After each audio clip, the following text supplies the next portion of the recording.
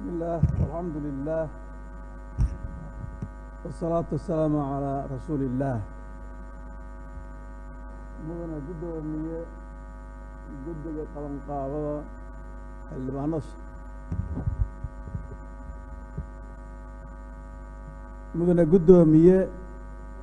قدق قلن قابضة دورشدة اللي بهنص شرفت له دمانتين السلام عليكم ورحمة الله وبركاته رمضان مبارك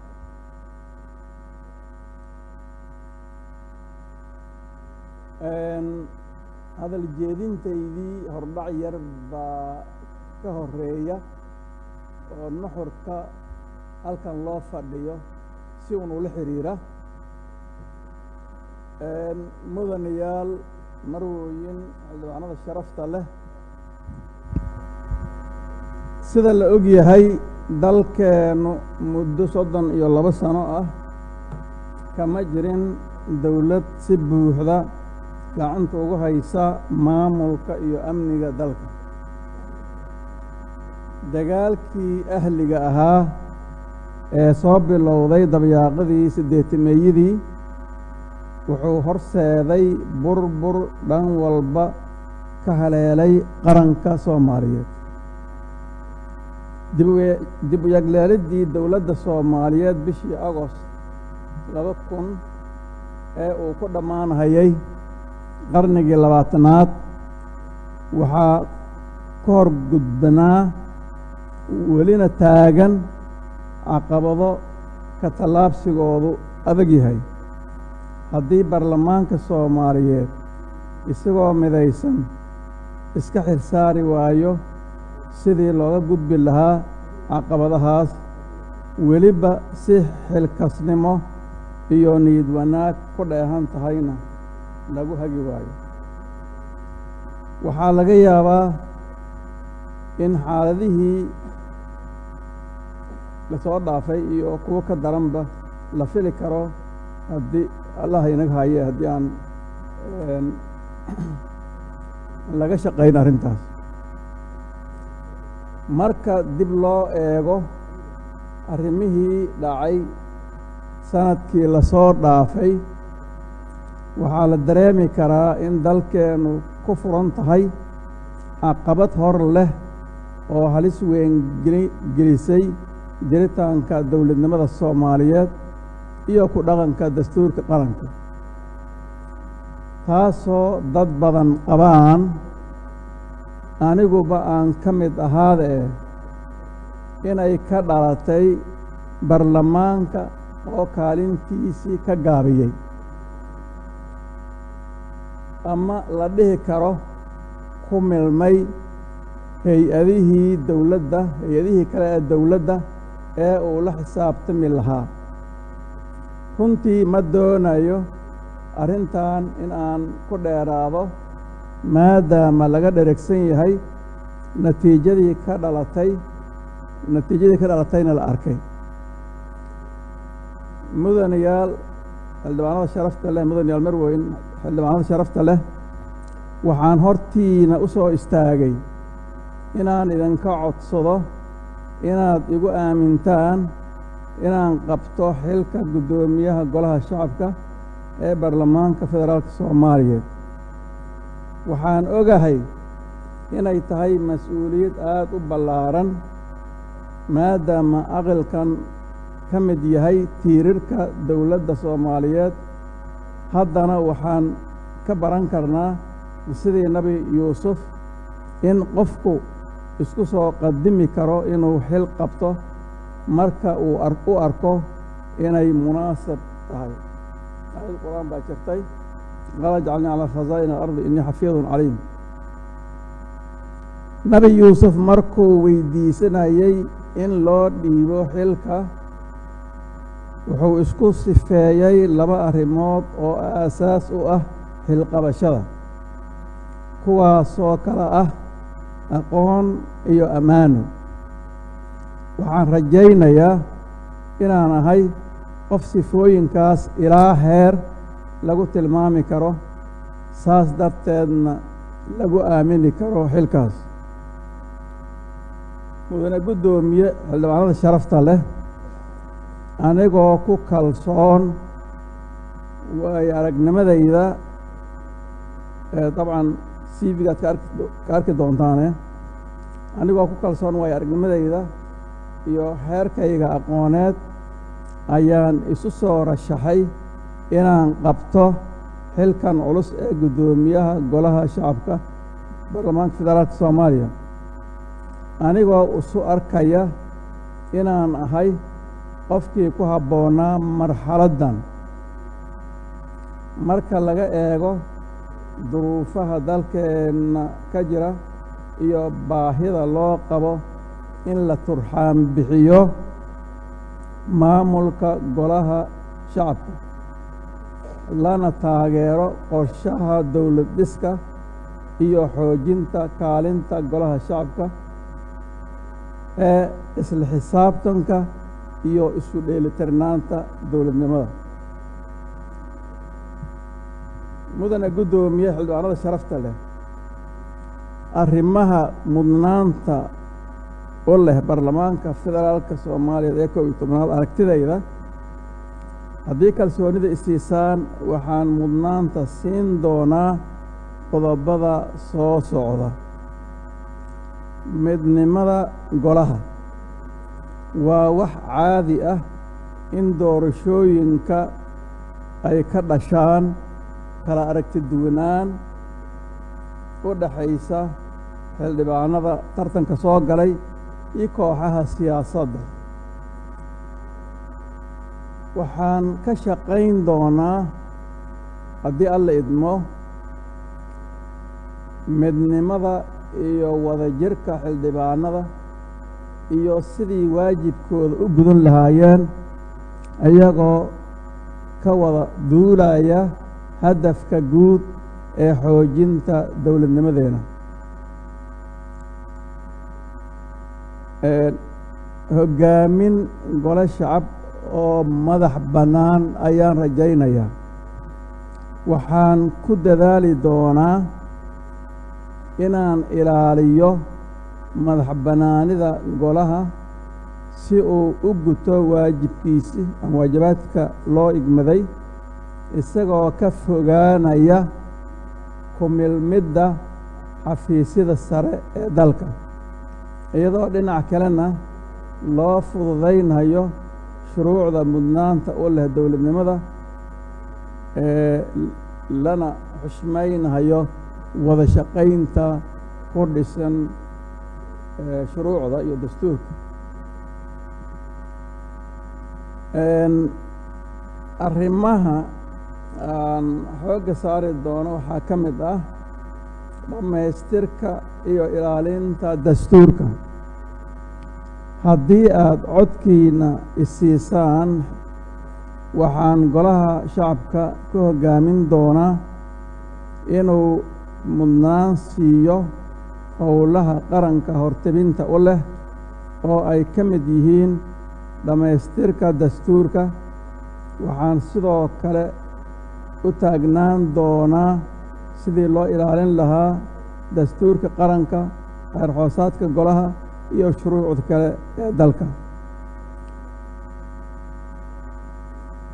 waxaan maqaamka muqdisho waxaan u howlgali doonaa soo saarista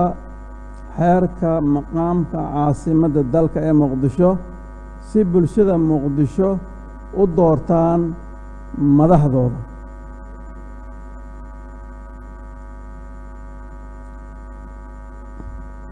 xasaanadda xildhibaanada,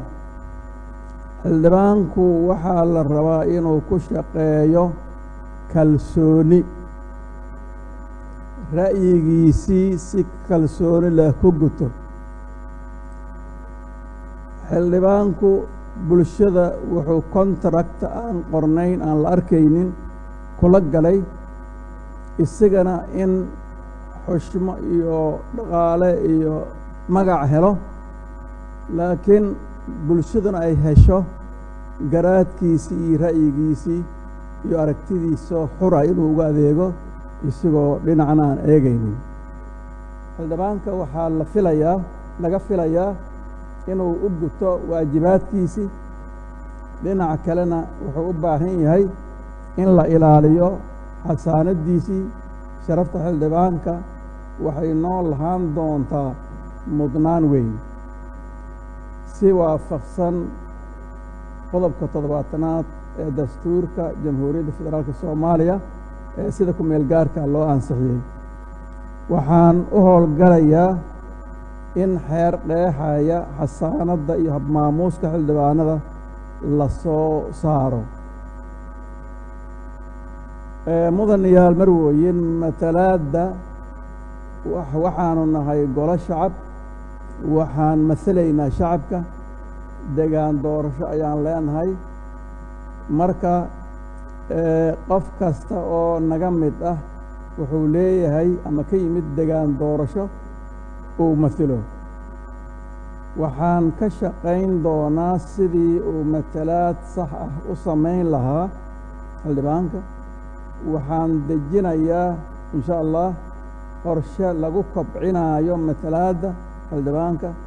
ee degaankiisa qorshahaasoo ah in laga shaqeeyo sidii loo kordhin lahaa miisaaniyadda kormeerka degaan doorashooyinka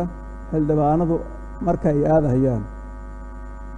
dabcan golaha unbaa lasoo hordhigayaa iyagaa tale ka gaaray daryeelka xildhibaanada duruufaha amni iyo dhaqaale ee dalkeena ka jira iyo isbedbedelka badan ee xildhibaanada dabcan markii 4 sano la gaaraba xildhibaano badan baa baxaya waxay sababayaan in xildhibaanadu aysan helin daryeelkii ay u baahnaayeen daryeelka waxaa u baahan waa xildhibaanada maanta jooga iyo qof kastoo inaga mid ah ee ay dhici karto inuusan soo noqon doorashooyinka soo socda waayo ay dhici karto inuusan kusoo noqon inuu kusoo noqon waayo barlamaanada dambe haddaba si aan u xoojinno daryeelka waxaan dabagal ku samaynayaa xeerka liiritirka siyaasiyiinta oo labada gole soo gudbiyeen hase yeeshee ku hakaday weli aan la ansixin tayaynta aqoonta xildhibaanada sida xeerarka loo dejiyo maadaama in ka badan 3 meelood 2 meel xubnaha golaha shacabka ay ku cusub yihiin golahan waxaan dejin doonaa qorshe lagu dhisayo awoodda iyo aqoonta xildhibaanada ee dhanka xeer dejinta waxaana barlamaanka uga faa'iideyn doonaa waayo aragnimada aan ka kasbanay aniga iyo dadkii hore u soo shaqayn jiray ama ka tirsanaa barlamaanka ka midka ahaa golahan wada shaqaynta labada gole mudanayaal marwooyin xildhibaanada sharafta leh sanooyinkii lasoo dhaafay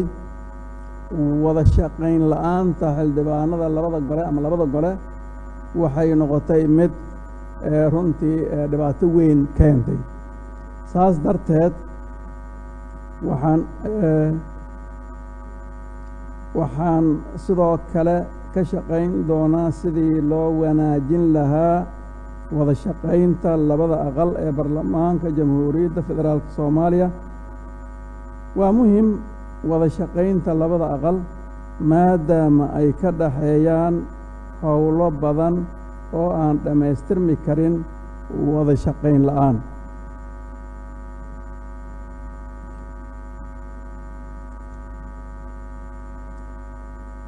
xildhibaanada sharafta leh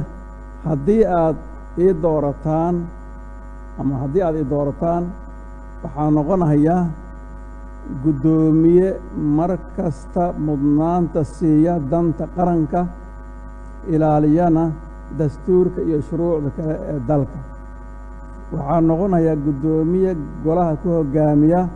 ku dhaqanka xeer hoosaadka goluhu leeyahay. waxaa noqonayaa guddoomiye ku shaqeeya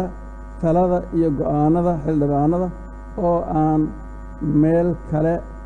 laga hagaynin. waxaa noqonayaa guddoomiye ilaaliya karaamada golaha iyo maqaamkiisa, kuna dadaala soo celinta sumcadda xildhibaanada oo sida la og yahay dhaawac weyn soo gaartay qaadashada go'aan ay ka dhici karto aan ku celiyo oo kii allaanan ahayn. guddoomiye ilaaliya karaamada golaha iyo maqaamka golaha, kuna dadaala soo celinta sumcadda xildhibaanada oo sida la og yahay dhaawac weyn soo gaaray.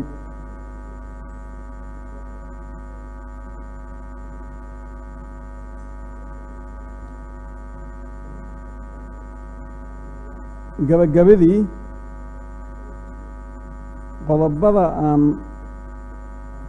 qodobadan ayaa u waaweyn waxyaabaha aan mudnaanta siin doono. waxaan rajaynayaa in golahan yeesho hoggaan wanaagsan oo karti iyo aqoon u leh hawsha, si baarlamaanku u lahaado